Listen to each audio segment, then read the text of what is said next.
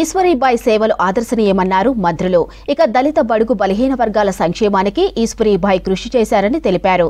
రవీంద్ర భారతిలో జరిగిన ఈశ్వరీబాయి జయంతి వేడుకలకు మంత్రులు హాజరయ్యారు. 10 ఏళ్ల పాలనలో పాలమూరు రంగారెడ్డి ప్రాజెక్టును పూర్తి చేయడంలో బీఆర్ఎస్ విఫలమైందన్నారు మంత్రులు. సమాజంలో మార్పు కోసం ఈశ్వరీబాయి కృషి చేశారన్నారు మంత్రులు. ఈశ్వరీబాయి సేవలు ఆదర్శనీయమన్నారు. రవీంద్ర భారతిలో ఈశ్వరీబాయి జయంతి వేడుకలు ఘనంగా జరిగాయి. కార్యక్రమానికి మంత్రులు ఉత్తమ్ కుమార్ రెడ్డి, శ్రీధర్ బాబు, జూపల్లి కృష్ణారావు, పీసీసీ చీఫ్ మహేష్ కుమార్ గౌడ్ హాజరయ్యారు. దళిత బడుగు బలహీన వర్గాల సంక్షేమానికి ఈశ్వరీబాయి కృషి చేశారని కొనియాడారు మంత్రులు. ఈశ్వరీబాయి ఆశయాలను గీతారెడ్డి కొనసాగిస్తున్నారని తెలిపారు. గీతారెడ్డి గారు ఈ కార్యక్రమం అనేక సంవత్సరాల నుంచి నిర్వహిస్తున్నారు. నేను కూడా అనేక సంవత్సరాల నుంచి హాజరవుతున్నాను. గీతారెడ్డి గారు ఒక ఆదర్శ నాయకురాలు, తెలంగాణ యాక్టివిస్ట్గా, మరి మధ్యలో మ్యాజిస్ట్రేట్గా కూడా పనిచేశారు. ఒక దళిత్ ఐకాన్గా, ఒక తెలంగాణ యాక్టివిస్ట్గా ఒక మంచి పేరు ప్రఖ్యాతలు సంపాదించారు.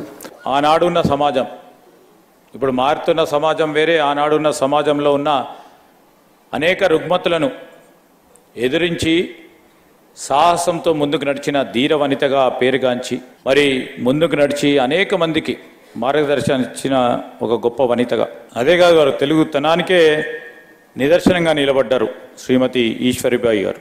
బీఆర్ఎస్ 10 ఏళ్ల పాలనలో పాలమూరు రంగారెడ్డి ప్రాజెక్టును పూర్తి చేయలేదన్నారు మంత్రి జూపల్లి కృష్ణారావు. సాంకేతిక సమస్యతో పెండింగ్లో ఉన్న రుణమాఫీకి సంబంధించిన 2750 కోట్లను సీఎం విడుదల చేశారన్నారు. నిన్న మహబూబ్ నగర్ లో రైతు పండుగ సభ విజయవంతమైందన్నారు జూపల్లి. 2750 కోట్ల రూపాయలు సుమారుగా మళ్ళీ 3-4 లక్షల మంది రైతాంగానికి ఏదైతే సాంకేతిక లోపం కారణంగా ఆ బ్యాంకుల మధ్యలో ఈ యొక్క పొరపాట్ల కారణంగా కొంత ఆలస్యమైన మాట, వాటన్నిటి కూడా నేను అందరికీ అవి క్లియర్ చేయడం జరిగింది. 500 రూపాయల బోనస్ కూడా ఇవ్వడం కూడా ఇది ఒక గొప్ప ప్రయత్నం. నాగర్ కర్నూలు జిల్లా మల్లెల తీర్థం ప్రాంతాన్ని టూరిజం హబ్ గా తీర్చిదిద్దుతామన్నారు మంత్రి సీతక్క. ప్రతి చెంచు కుటుంబానికి ఇల్లు కట్టిస్తామని హామీ ఇచ్చారు. అమరాబాద్ మండలం సార్లపల్లిలో ఎమ్మెల్యే వంశీకృష్ణతో కలిసి సిబిఎం ట్రస్ట్ ఆధ్వర్యంలో దుప్పట్లు పంపిణీ చేశారు మంత్రి. మరోవైపు శ్రీశైలం మల్లికార్జున స్వామి వారిని దర్శించుకున్నారు మంత్రి సీతక్క.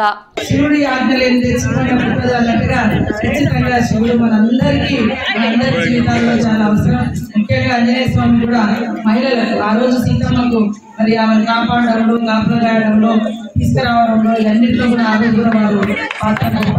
కేసీఆర్ ఫామ్ హౌస్ లో అధునాతన పద్ధతిలో వ్యవసాయం సాగు చేశారన్నారు కాంగ్రెస్ ఎమ్మెల్యే ఎన్ఎం శ్రీనివాసరెడ్డి.